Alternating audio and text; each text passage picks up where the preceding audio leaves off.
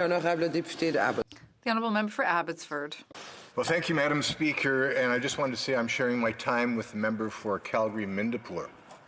And here we are, we're debating the new NAFTA, which is sometimes called USMCA. I know the government's calling it CUSMA, others call it NAFTA 2.0, others NAFTA 0.5. We're going to call it the new NAFTA, and it doesn't matter what name you want to call it, a rose by any other name is still a rose, except this rose, the bloom has gone off it. A long time ago, this is a deeply flawed agreement that could have been so much better.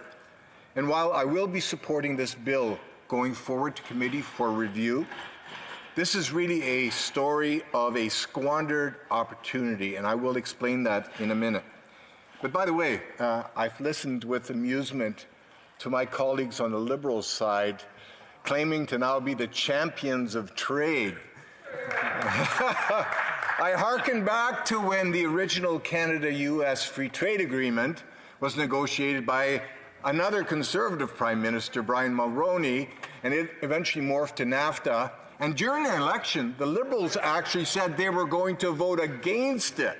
They weren't going to approve this massive trade agreement between Canada and the United States. And of course, as soon as they got elected, they affirmed the agreement, right? And that's how Liberals do it. They try to take credit for the work of others and score political points. So, Madam Speaker, we won't take any lessons from the Liberals on trade. In fact, I want to highlight that basically 95% of the value of all trade agreements that Canada has signed has been negotiated under a Conservative government.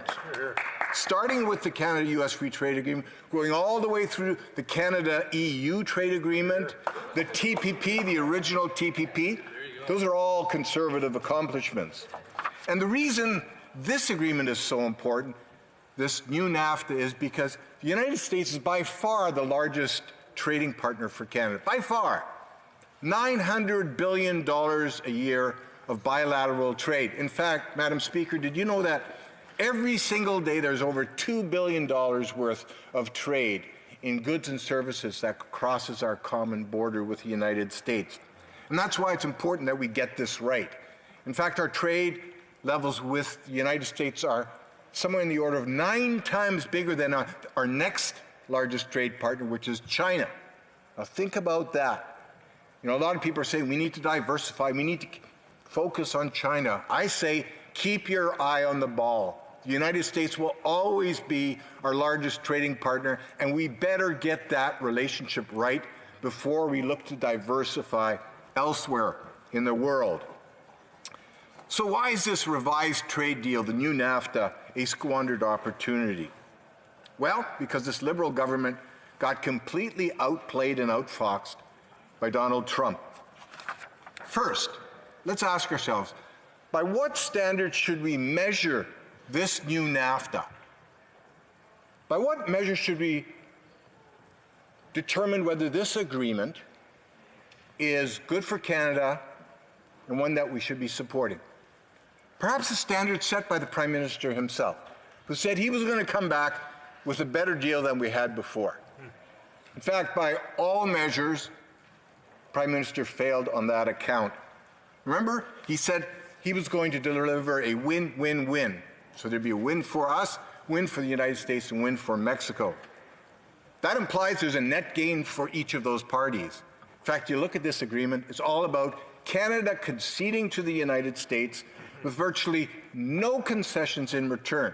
And let's talk about that because, you know, we know that Donald Trump is the master of the quid pro quo, right?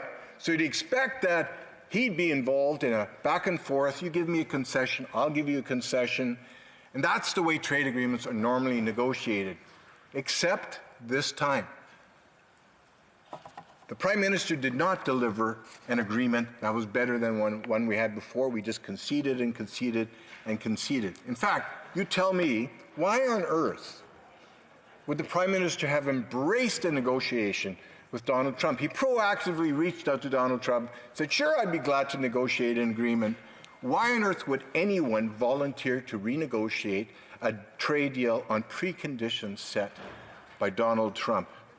In fact, I'm going to quote John Ivison, who said, he's with the National Post, "Politicians, like gamblers, need to know when to hold them and when to fold them. The Prime Minister's preemptive decision to tell one of the planet's most voracious deal makers that Canada was willing to renegotiate NAFTA without even being asked was naive." Absolutely. Our national media is saying that the Prime Minister was naive to proactively want to negotiate a new NAFTA, because at the end of the day, what we've seen is we got a lesser deal than we had before. And what's worse, this is effectively an asymmetrical trade deal. Most of the benefits of this negotiation going to the United States, very few, if any, concessions given by the United States to Canada. So let's quickly look at what Canada gave up or failed to achieve.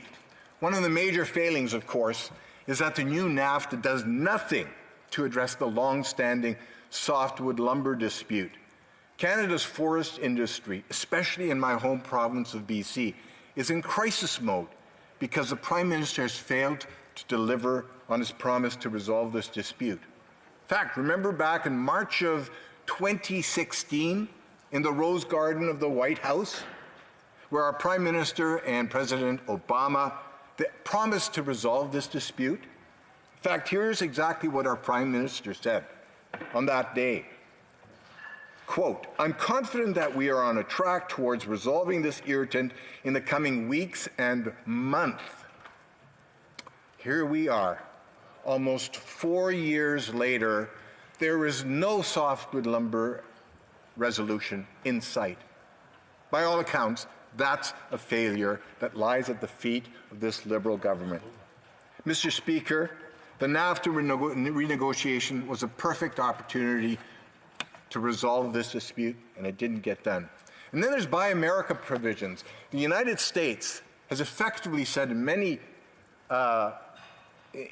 of the states across the United States that if large projects and large procurement contracts are tendered, that only American companies can compete or participate.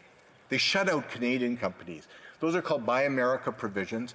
And this trade negotiation, the new NAFTA, was a perfect opportunity to resolve that dispute. It didn't get done. Another lost opportunity, another failure. Our Liberal friends also agreed to give major concessions on dairy, on eggs, on poultry, chickens, without any American concessions in return. In fact, those concessions were big enough that, as the colleague who spoke just before me mentioned, that the government had to come up with compensation to cover for those concessions. And guess who pays for that compensation? Canadian taxpayers pay for that. So this Prime Minister has actually cost us money as taxpayers as a result of this negotiation. And what's worse is that after making those concessions, the Prime Minister also agreed that he would limit the exports of value-added dairy products like powdered milk and diet-filtered milk products. And to add insult to injury, it gets worse, Madam Speaker. Our fearless Liberal negotiators even agreed that if Canada ever wants to change its milk pricing and classing regime, we have to go begging, cap in hand, to the United States to ask for permission. We've effectively given away a piece of our sovereignty. Shame on the government. There's another concession the Prime Minister made. He gave up the right to investor-state dispute settlement, which protects Canadian companies, allows them to sue the American government if it acts discriminatorily against them. So now the remedy is you got to go to the American courts. There's another thing the Prime Minister gave away, and that was he gave away a veto to the United States on any trade negotiation with a non-market economy. In other words, any country that doesn't have a free market economy based on free market principles, the President of the United States can veto our ability to actually negotiate that agreement with a country like China. And yet the United States itself has already negotiated a deal, placing us at a competitive disadvantage. Madam Speaker, it goes on and on and on. This is a failed deal, and yet we are going to support it because this relationship with the United States is so critical, and we want the assurance for our Canadian businesses that they can continue to do business with the United States and with our Mexican NAFTA partner. Thank you, Madam Speaker.